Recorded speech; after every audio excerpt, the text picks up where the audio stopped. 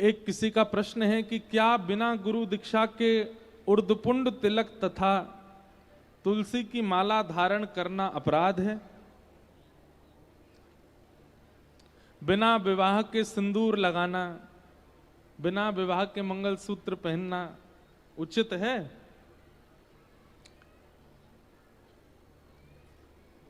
लेकिन इसमें एक बात हम कहेंगे, भक्तिमती मीराबाई बचपन से ही ठाकुर जी को पति मानती थी और बचपन से ही एक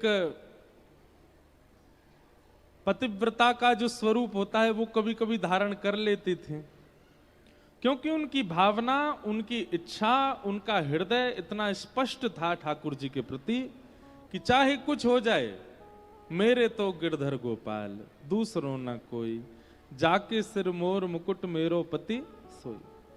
तो अगर आपके चित्त में भाव अच्छे नहीं है, अगर आप सत्संग नहीं करते हो, अगर आप नियमित रूप से कथाएं नहीं सुनते हो, महत जनों को प्रणाम नहीं करते हो, वृंदावन नहीं जाते हो, भावनात्मक प्रेम ठाकुर जी के प्रति आपके चित्त में अगर नहीं है तो इसका अधिकार आपको नहीं है। लेकिन आप ठाकुर जी से बहुत प्रेम करते हैं, ठाकुर जी की नित्य कथा सुनते हैं, नित्य सत्संग करते हैं, पर अभी तक गुरु दीक्षा नहीं मिली है, तो आप ठाकुर जी को अर्पित करने के बाद थोड़ा सा चंदन माथे से लगा सकते हैं, कंठी गले में पहन सकते हैं। लेकिन सांप्रदायिक तिलक जो होते हैं वो लगाने का अधिकार तो गुरु दीक्षा के बाद ही है।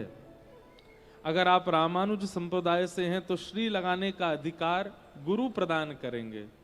अगर आप गौड़िया वैष्णव हैं तो गौड़ियाओं का जो उर्दपुंड और तुलसी विराजती हैं वो गुरु ही आज्ञा देंगे।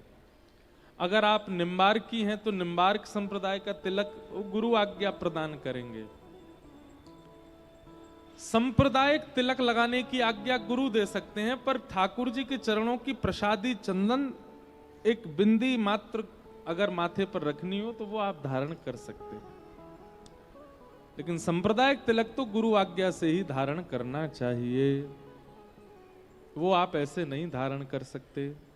और उसके लिए भी चित्त में ठाकुर जी के प्रति प्रेम है तो ही ठाकुर जी के चरणों का चंदन आप नित्य लगा सकते हैं। अगर प्रेम भाव नहीं है, केवल पुण्य के लिए ठाकुर जी की पूजा आराधना अर्चना करते हैं तो उसका भी अधिकार नहीं है। फिर दूसरा प्रश्न किन्हीं का है,